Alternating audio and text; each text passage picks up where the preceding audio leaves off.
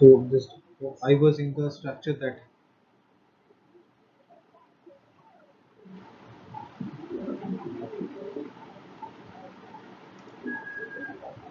so we were studying bridge. So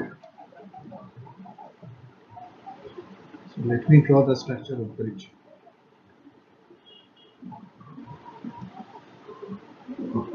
Before I start on the bridge, just let me recall the things that I just said. That what is the use of a bridge? It can be used for measurement of R, L, and C, as because these are the three main components of any electrical engineering or electronics engineering. But because the circuits are dependent on mainly these three things, and even if you are going to study transient or transient analysis, or let me say whenever we are going to study the network analysis, we are going to study using these three components for understanding the basic thing. And even if you are going to study the AC analysis or the AC analysis, at that time also we need these three elements of electrical engineering. Okay. Now there are mainly there is another aspect that is known as balanced condition.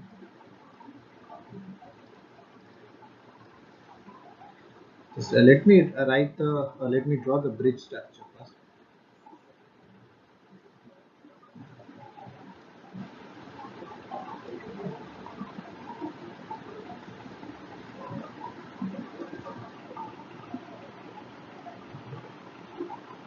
This is called the bridge structure, and this is connected to a DC supply E. Okay, is my voice audible? Okay.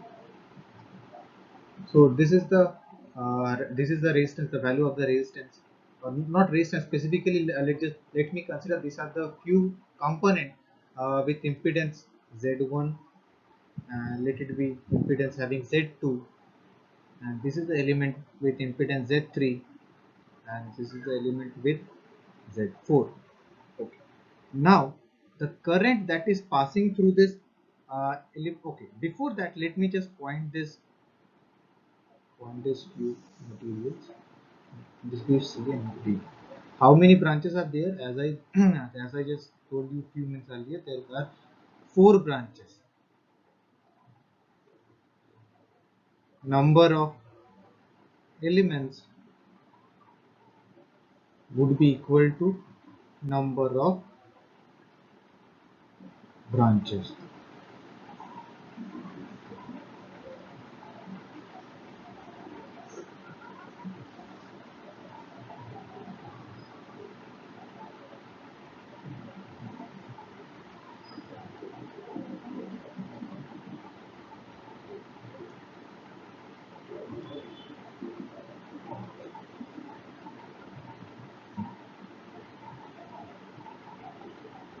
Now, like what is the necessity of this bridge? We discussed that the necessity of bridge is that to find the unknown value of resistance, inductance, or capacity. So how we are going to find that thing? We are going to study now. Before that, just let me tell you the current that is going to flow through this Z1. Let it be I1. You can also consider I1 to be this part. That is up to you. But for when I'm solving this, I consider this path to be I1 and this path to be I2, this path to be I3, and this path to be I4. And according to KCL, we know that the sum of incoming current must be equal to the sum of outgoing current. Okay. Now there must be some kind of meter that is attached in between D and C. So we are going to study this meter later on. Just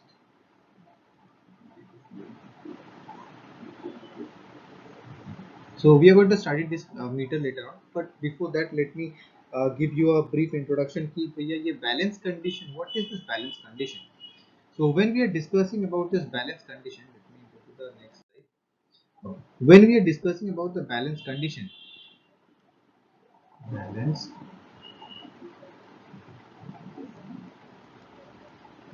So what is balance condition? Balance condition means the potential difference Okay, let me draw the bridge first so that it will be easy for you people to understand.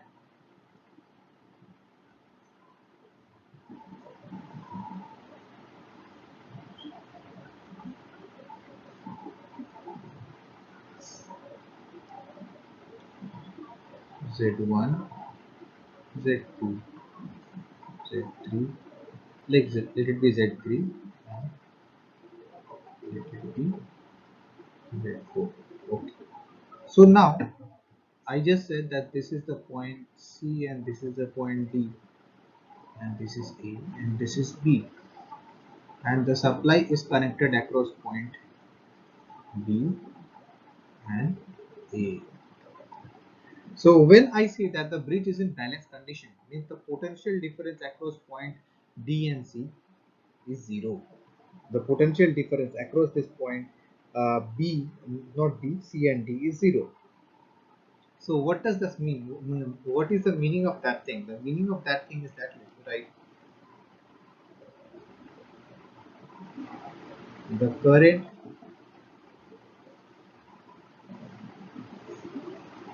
flowing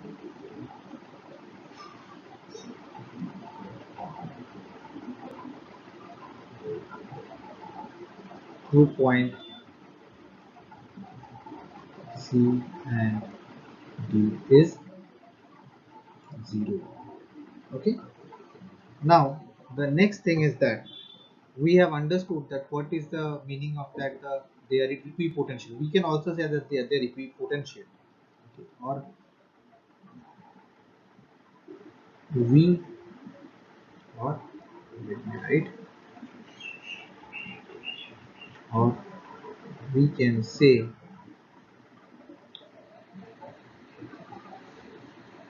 point C and D are equipotential.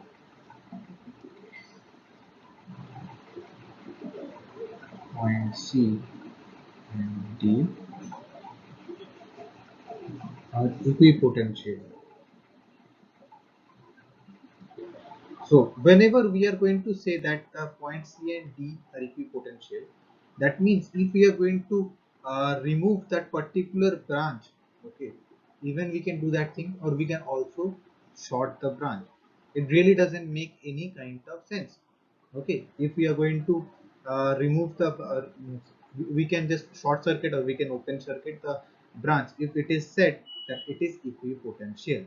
Okay, just keep this thing in your mind. So if the point C and D, if the current that is flowing through C and D is zero, so we can say that it is now under balance condition. That means the meter that was attached over here, okay, so it is now going to experience zero current. Okay, let me write. The meter experiences zero current. Forgot to write. So now when the meter is experiences zero current, so we can just, as I just said you, that it is a equipotential point C and D, so we can short circuit it, or we can short circuit means we can keep this meter connected, then also it is not going to affect the circuit, and we can just remove this meter, that then also the circuit is not going to get affected. Let me go to the next slide. Now what really happens over here is that uh, wait. Now, if we are going to study that Wheatstone bridge, we have understood that what is the structure of bridge and what are the equipotential things and all. So let me write what is a Wheatstone bridge. When I will replace the Z or the impedances with a particular component of electrical engineering, that is resistance, then the bridge that we are going to use is Wheatstone bridge. Okay, for unknown resistance. Now, so we have understood that the Wheatstone bridge is being used for unknown resistance. Keep this thing in your mind. Okay, replacing. Let me write, replacing Z with R. Okay, I hope this is going to be helpful. Now, Let me just redraw the circuit.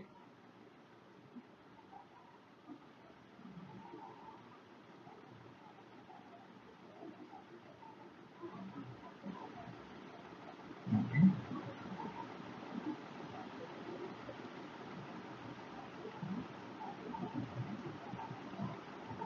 I'm again going to repeat that this point C and D, okay, or D or C, anything that you are willing to write, you can write. These are equipotential, or the current that is flowing through them is zero. So I have just replaced them with a open circuit, structure. Okay. Now let me write it as R1. This is to be R2. This is R4, and this is R3. I hope till this thing people don't have any problem. So before jumping into this thing, we have to check whether the circuit is in balance condition. So how we are supposed to find this thing? The meter that should be connected, the meter that is being connected, that the meter is known as galvanometer. So let me write meter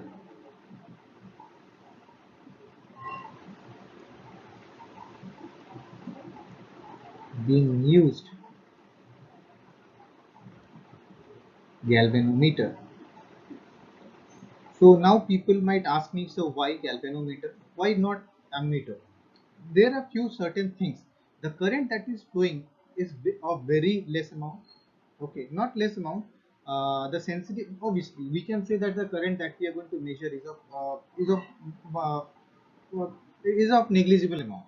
So the galvanometer, whenever we are going to use a galvanometer, the galvanometer sensitivity is too low.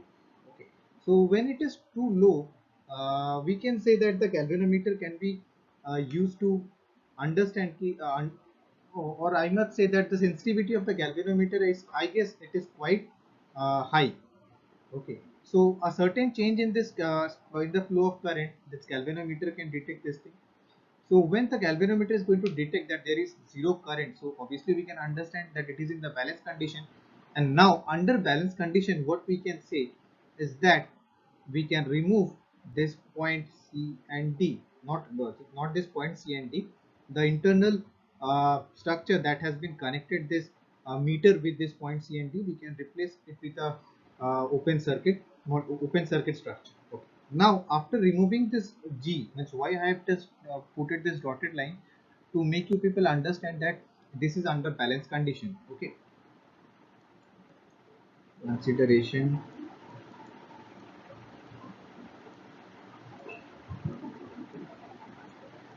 under balanced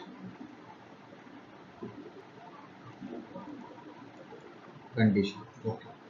Now let me go to the next slide. Okay. Before that, let me write over here the current that was flowing, that is I1. The current flowing is I2. The current that is flowing is I4. The current is flowing I3. So let me write a few equations first. So we can write as this, the current that is flowing, that I1 is equal to I3. So we can just simply write that I1 R1 is equal to I2 R2.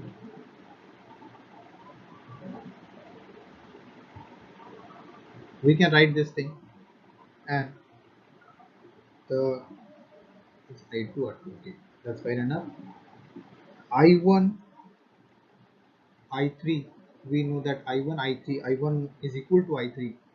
So we can write that I2 is equal to I4. I hopefully this is understandable by you people. Let me go to the next slide then. So from the first equation we can write, and obviously we know, according to Ohm's law, we know that V is equal to IR. So I have written E instead of E. That is the reason I am using this E over here.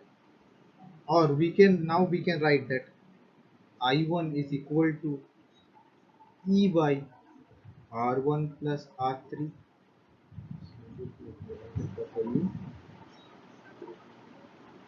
R1 plus R3. Okay. Or that is equal to I3. Okay, because the current that is flowing through I1 is equal to I3. Now it is for the branch R1 and R3. For the branch R2 and R4 we can write I2 is equal to E. As the potential E is the same, voltage is same for everything. So I'm just mentioning this E over here also. R2 plus R4 is equal to I4 branch R2 and R4. Hopefully this is clear to you people. Now the next thing that we are going to write is that how to derive means obvious. Okay, let me consider this to be equation 3. Now from equation 1 we can write E by R1 plus R2 dot R1, not dot, it's multiplied by R1 is equal to what? E by R2 plus R4 into R2. So now from here we can just cancel E and E, and what we will get? Oh, now cross multiplying R1 multiplied by R2 plus R1 is equal to R2 multiplied by R1 plus R2. I hope this is understandable. Now, if we are going to just for today say, if you are going to just replace the thing that R1 R2 plus R1 R4, like we are just expanding the thing. So what we are going to get? We are going to get R2 R1 plus R2 R3. Okay. Therefore, we can say that R1 R4, like over here we are going to see that this and these are getting cancelled, and R1 R4 is equal to R2 R3. From here, like if we are going to consider, like this is the circuit, this was the circuit, and R1 R2 R3 R4. So let this be unknown, and the remaining three are the unknown. Then we can write R4 is equal to R2 by R3 by R1, and we can also replace R4 by Rx, as because this is the unknown quantity, by R2 R3 by R1. Like the same scenario, we can also find the value of R2 R3 and R1 as well. So I hope this is clear.